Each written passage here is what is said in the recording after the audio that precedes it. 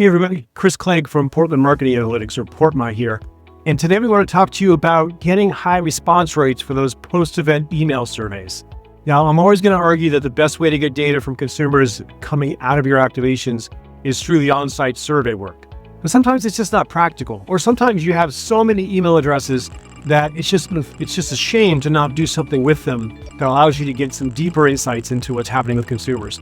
Now, there's a lot of different kinds of questions that you might ask in that post-event survey, and we're not going to cover those here as much as we're going to focus on the logistics of getting a strong response.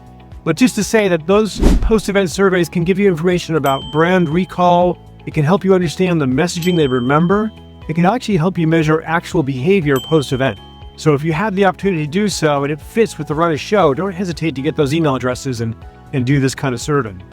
Now, that said, your first layer of challenge is going to be around deliverability. You want your emails to get to the person who is there to read them.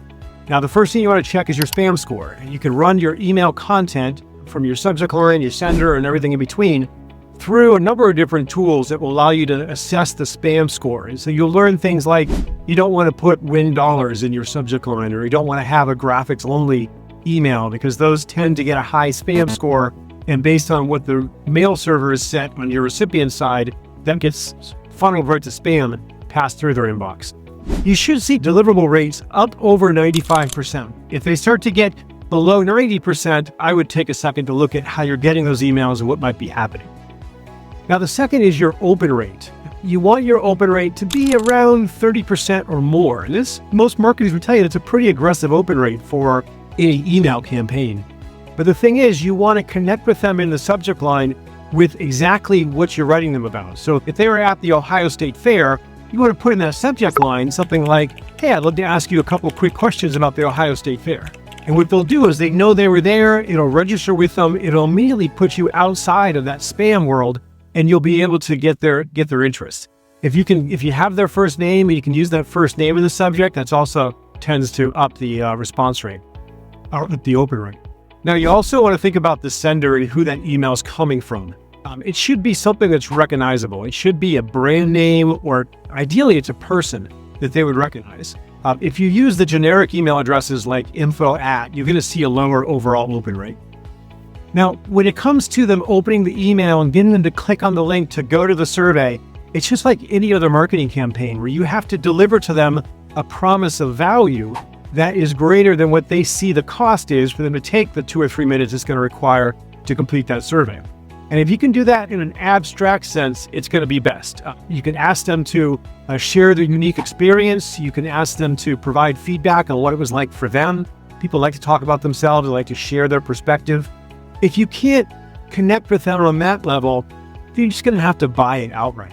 We found that at a minimum, doing a $50 drawing for an Amazon gift card tends to work really well. We see it actually double our response rates. We've tested $100 drawings, $500 drawings, and as we get beyond 50, it doesn't have quite the same impact. And I think that might be because people are feeling like it's almost too good to be true, but yet $50 seems obtainable. That click-through rate should be north of 20%. If someone's going to take the time to open the email and read it, then they should be able to receive the idea of a value proposition that's enough for them to go ahead and click on. Now, when they get to your survey, there's a couple things you could do to make sure that completion rate stays high. And typically you want that completion rate to be up over 80%. 80% of those that visited the survey actually complete the survey. It being extremely short is the most important thing. And any expectations that you set in the email before they click through, those expectations have to immediately be realized when they land on the page with your survey. So the words you use to describe the survey should be the same words you use to describe the survey when they're actually added. So the creative has to match the content. The thing that drove them to take the action has to be what they see when they take that action and get to where they're going. A good part of getting completion rate is also to restate that value proposition, to make sure you're communicating to them why this is important, and also that they're going to get a drawing or be part of a drawing for some kind of financial gain. The last thing I would say is that short surveys are always going to be better. Now, you can get away with a lot more questions in a post-event survey where you are inviting people via email to go to a web page to answer your questions. But as you get beyond 12, 13 questions, especially if they're open-ended, you're going to start to lose people and you're going to see your drop-off rate increase. Now, when it comes to the email sequence and the kind of reminders that you send, we found a 3-cadence email to work really well. You want to send the first email out with an invitation. You want to send the second email 2 days later with a reminder to anybody who didn't click on the link in that first email. And then 4 days later, you want to send that final email out as a final reminder, stating such that it's a final reminder to anybody who didn't click on the link from the previous 2 emails. And we see that tends to be the way to maximize your response. There are some situations where you can't afford to have a 6, 7, 10% response rate because there's too few people to begin with. And you need to get some volume in order to be able to align what you learn with actually insights about the activation itself. So when you have a small universe or a small group of people that you can get data from, we find it very easy to just ask people or just invite people to complete the survey in exchange for a $10 Amazon gift card. So everybody who replies gets the $10. You can cap it at 400 or 200 or 100, whatever is making sense for your methodology and whatever your budget is. But by doing so, you're going to be able to manage your costs. We've actually never had a problem offering that $10 Amazon gift card to reaching our survey quota when we've offered everybody those $10.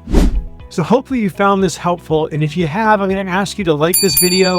I'm going to ask you to share it with your team members and go ahead and subscribe if you haven't already, because we want to keep bringing you this kind of content, this information that's going to help you get good data from your events and really understand the impact of your experiential marketing. Because here at PortMA Marketing Analytics, or here at PortMA, we're all about helping you measure, design, and collect the data that you need to measure the return on investment of your experiential marketing campaigns.